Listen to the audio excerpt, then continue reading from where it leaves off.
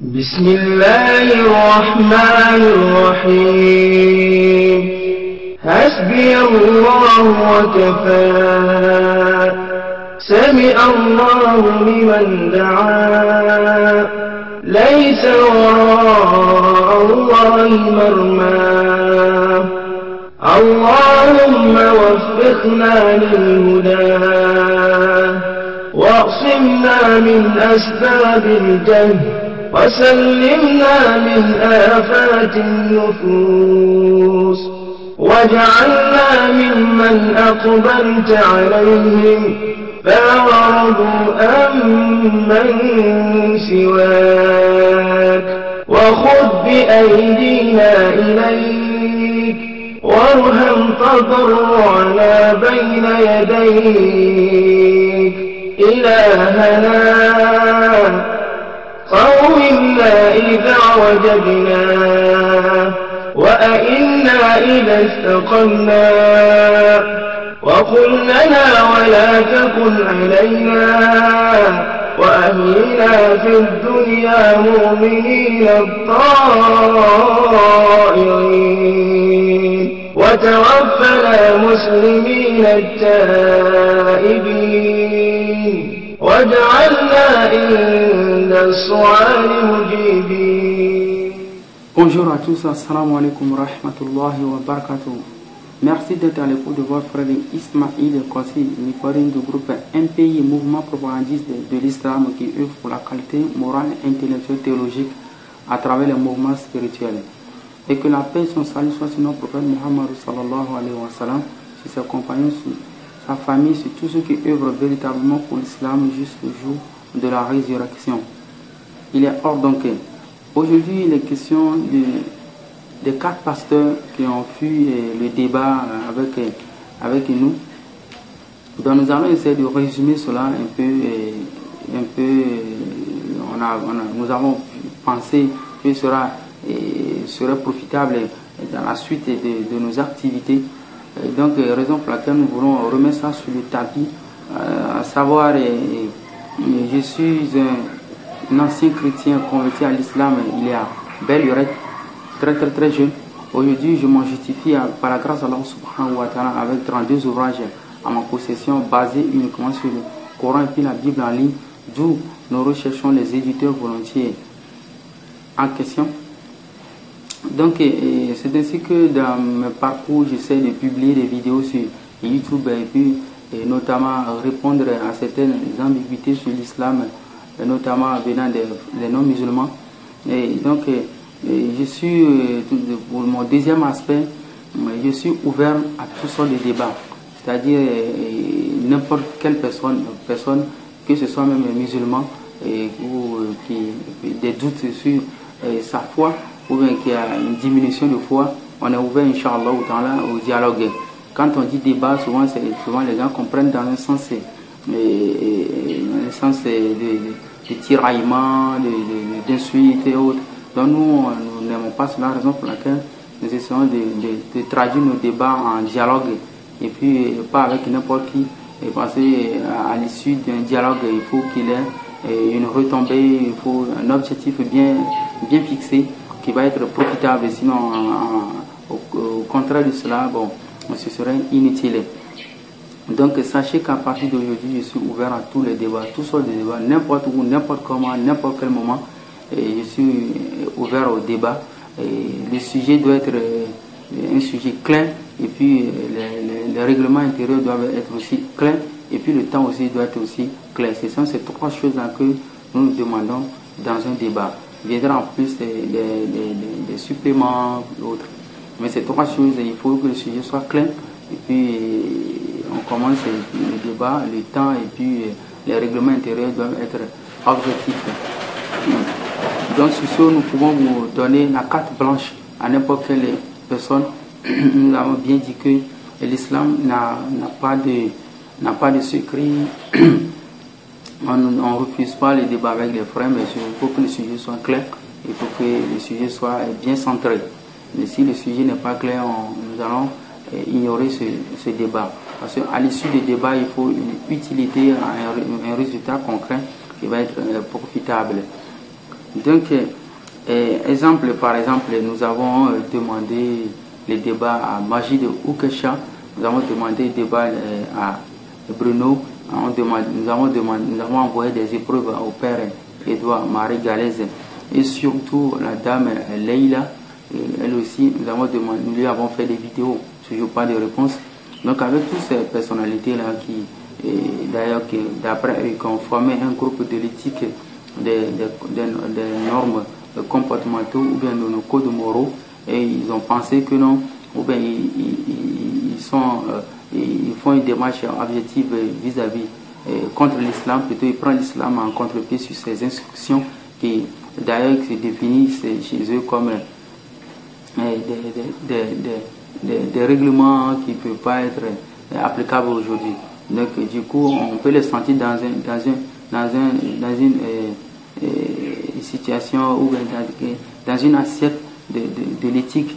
Si on les met dedans, c'est comme si eux ils prônent maintenant une valeur de l'éthique plus que l'islam. Donc du coup les humains doivent suivre cela comme ce qu'on appelle peut-être l'occidental, la religion de l'Occident, mais plutôt traduit où ces derniers sont hébergés par le christianisme, d'où peut-être pour eux c'est le christianisme qui aborde plus de l'éthique. Donc on les attend, ils refusent aussi de s'admettre qu'ils le font au nom du christianisme, puisque je ne sais pas si c'est par fuite de leur stabilité ou par fuite de la définition de leur religion ou de leur dogme, ou bien peut-être la définition de leur loi qui est plutôt valeureuse par rapport aux lois coraniques, mais ils essaient de mettre ça sous couvert et puis dénigrant l'islam, mais ils ne nous montrent pas réellement après l'islam ce qui doit être au-dessus. Ils ne nous montrent pas cela, donc c'est ce qui est un peu malheureux sur ces frères et sœurs là. Et tout d'abord, qu'appelle-t-on la démocratie? La démocratie que peut prôner, je peux prendre Majid Oukesha là-bas en explication. Souvent lui il aborde la démocratie ou il accrédite en quelque sorte la pensée française, surtout notamment dans la politique. Donc nous l'islam, avec l'extension de l'islam ou la montée, la croissance rapide de l'islam causerait plutôt une atteinte à la liberté humaine, ou en quelque sorte d'où il met l'éthique, il met plutôt les codes moraux de la France au-dessus des codes moraux coraniques. Donc ce que j'aimerais rappeler à partir de là à Majid Oukesha est que la démocratie se définit comme lui, peut-être il a oublié, ou peut-être il le sait mais il ignore ça dans ses dits. La démocratie c'est un principe de dialogue. Vous comprenez, c'est un principe de dialogue. Donc si toi par exemple Majid Oukesha tu penses peut-être que la démocratie qui doit être prônée, mais si tu n'appliques pas les normes démocratiques, donc ça prouve que tu joues de l'hypocrisie. Ouais. Si les normes démocratiques se définissent telles que vous le connaissez, c'est d'aller au dialogue avec un rebelle, avec un dissident et autres. C'est ce qui se définit comme la démocratie. Or, si tu penses peut-être avoir quitté l'islam et puis pour un autre aspect de la vision des choses, c'est que le nouvel aspect ou bien la nouvelle vision doit être au-dessus de l'islam. Du coup, tu dois nous la définir et puis nous appeler à cela. Si nous t'appelons à définir plus les raisons de ton apostasie, et il faut que tu acceptes les dialogues pour aller au dialogue.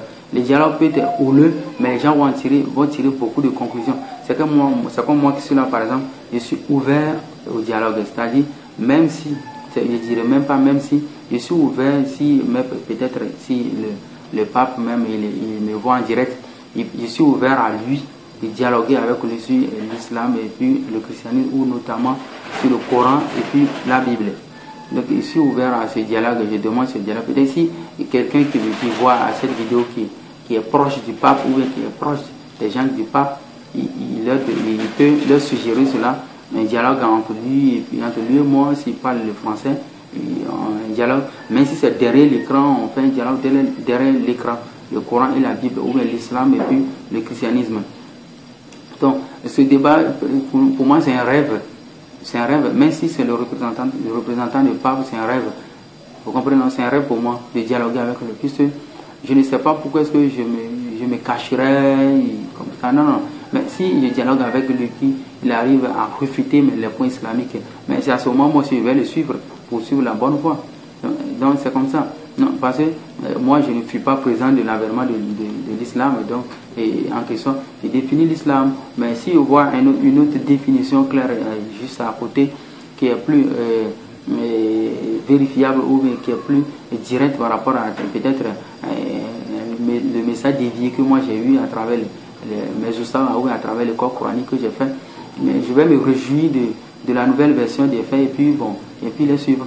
Donc ce qu'on appelle un débat, ou plutôt moi j'ai une vérité coranique que je veux obligatoirement mettre dans les oreilles du pape, en même temps les chrétiens à la suite. Donc je ne peux pas refuser les débats. Donc je suis ouvert au débat et avec tout le monde. Et seulement il y a mon frère, je crois c'est Landry, quelque chose comme ça. Oui, c'est que c'est Landry ou bien c'est un truc comme ça, qui m'avait demandé mon numéro de WhatsApp pour débattre. Je lui ai donné mon mail, mais jusqu'alors il n'a pas écrit. Et justement, pourquoi il n'écrit pas sur le mail et il demande le numéro de WhatsApp? Voilà. Normalement, les frères pensent que quand on parle d'un prédicateur musulman, c'est quelqu'un qui est prêt à tout. Là, c'est ce que beaucoup ignorent. Quand on parle d'un prédicateur musulman, c'est un guerrier. Ouais, mon cher Aboud m'a dit, c'est un guerrier. On peut dialoguer même dans la pluie, dans la tempête, dans le moment de l'armada. N'importe quelle situation, nous, les musulmans, on peut débattre. Mais si vous voulez, 100 personnes contre un musulman, on peut débattre. Voilà. Peu importe l'endroit. Même si dans un endroit où la sécurité est moins, où le musulman meurt là-bas, il meurt en martyr. C'est ce que nous voulons même. Voilà. Donc mon frère Landry, je t'avais éprouvé seulement. Il fallait m'écrire sur le mail et tu verras que j'allais te donner mon numéro de WhatsApp. Voilà. Donc quand tu ne m'as pas écrit sur le mail, ça prouve que non. Toi, ton dialogue, c'est de parler, crier. Tu peux parler, m'envoyer une discussion de 10 heures, je ne sais pas. Moi, je n'ai pas le temps pour ça. Donc si tu avais quelque chose à dire, tu peux me dire par exemple, mon frère, et tu m'écris dans 2 minutes. Déjà, c'est suffisant pour m'écrire sur mon mail. Voici ce qui gère le propre sur le Coran. Dans telle sourate, il est comme ça. Tu pouvais m'écrire cela de façon légère et puis je vais te répondre dans la suite de cela. Maintenant, le débat va prendre plus de l'ampleur. Mais comme je n'ai pas vu ton signe, j'ai su en même temps que directement que tu n'as pas, c'était une épreuve, mais tu n'as pas compris. Donc, ça veut dire que nous savons ce que nous disons et nous savons ce que nous faisons, Inch'Allah, au temps à l'heure. Donc, pour vous rappeler pourquoi je me suis un peu allongé dans ce discours de débat, c'est que certains pensent que quand on est peut-être un antichrist, que vous pouvez nous appeler, ou quelqu'un qui parle mal de christianisme, il a peur de débat. On n'a pas peur de débat. Celui qui parle, surtout un musulman qui parle de christianisme, il est ouvert au débat. C'est ce d'ailleurs que font mes frères Karim Al-Khanifi, Abdallah et puis Ismaïl et autres, jusque chez vous en France surtout.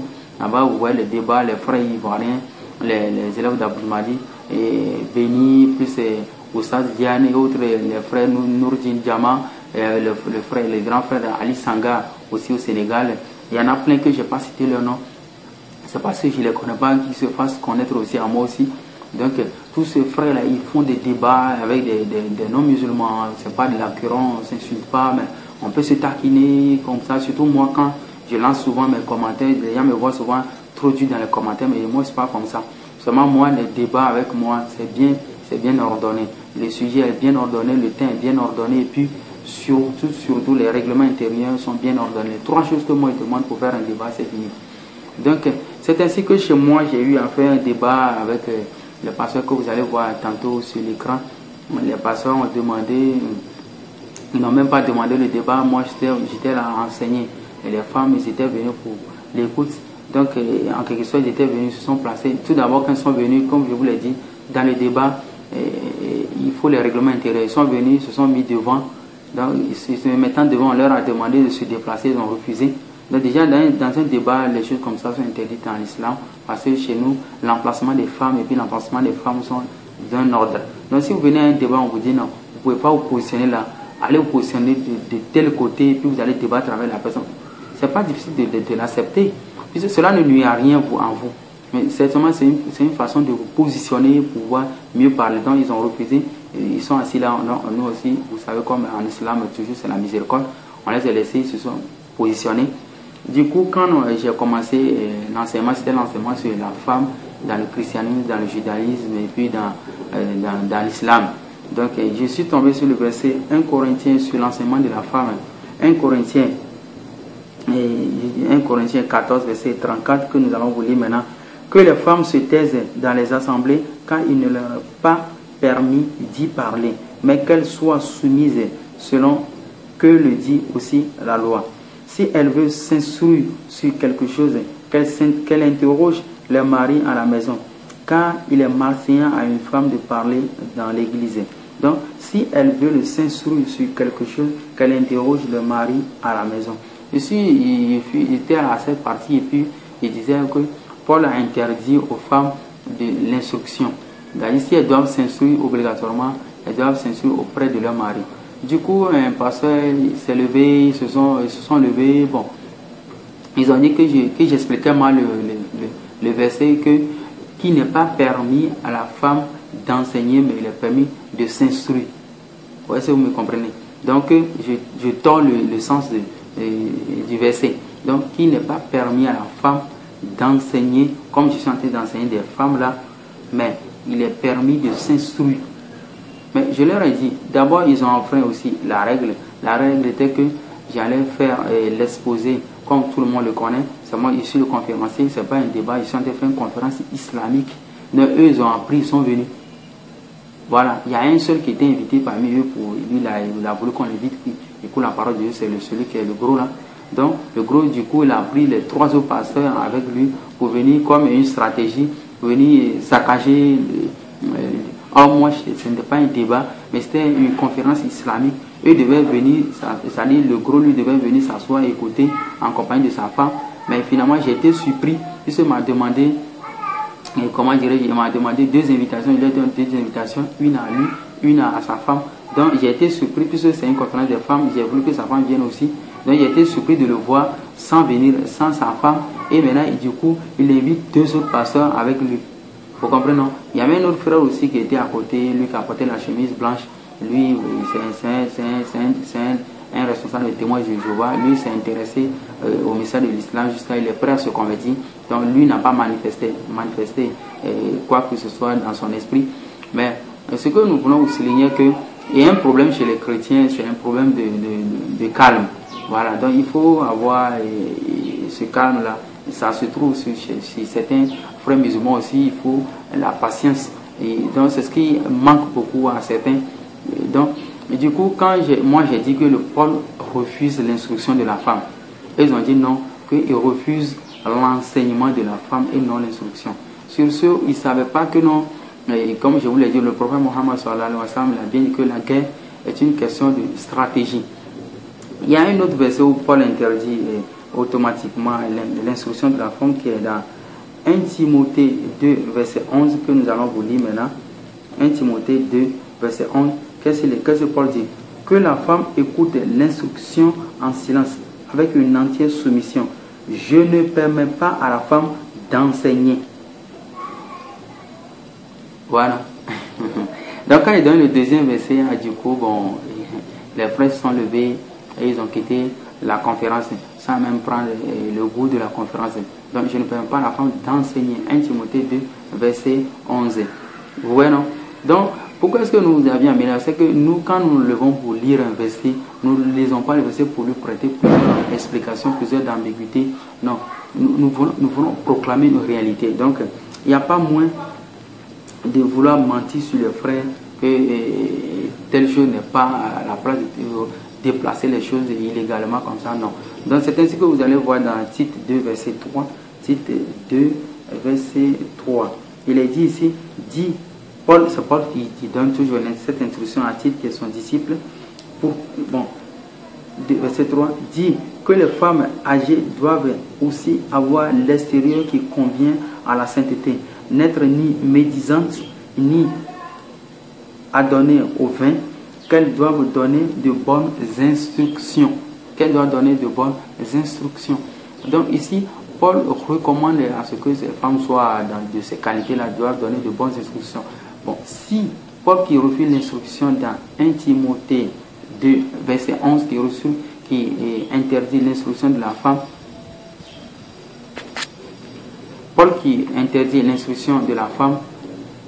Comment est-ce que la femme va pouvoir donner une bonne instruction si elle n'a pas le droit de s'instruire? Voilà, c'est le sujet en réflexion. Dans la raison pour laquelle je vous ai fait venir ce verset-là.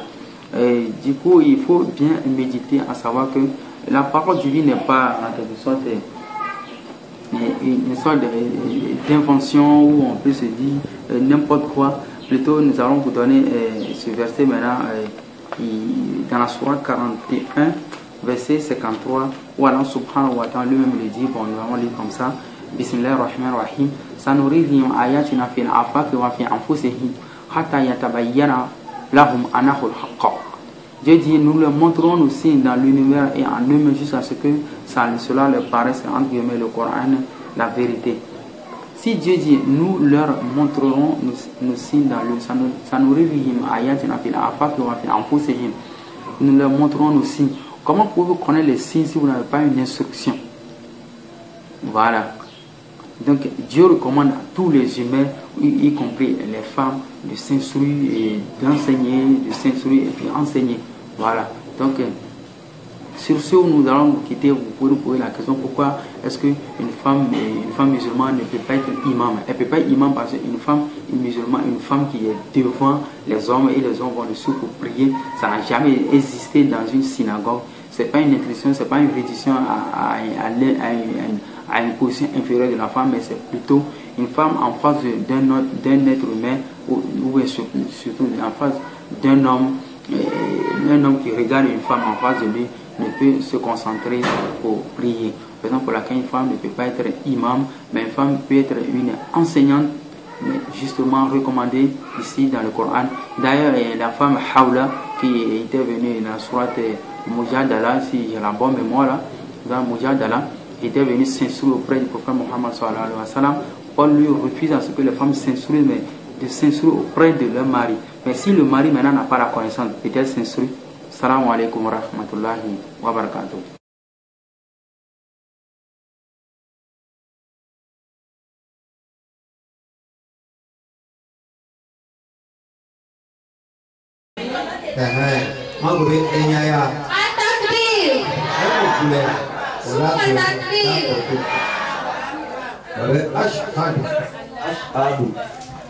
Allah ilaha illallah wahdahu la sharika lahu wa ashhadu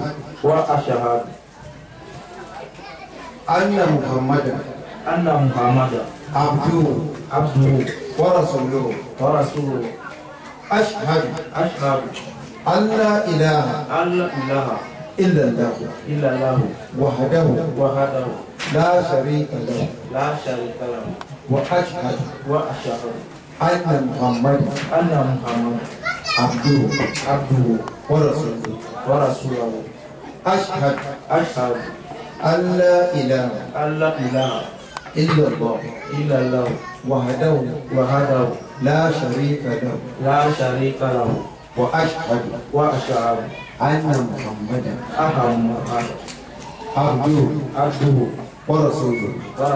Takbir.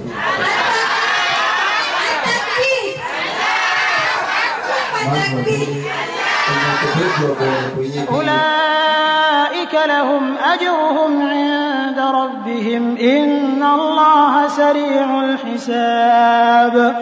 يا أيها الذين آمنوا اصبروا وصابروا ورابطوا واتقوا الله لعلكم تفلحون.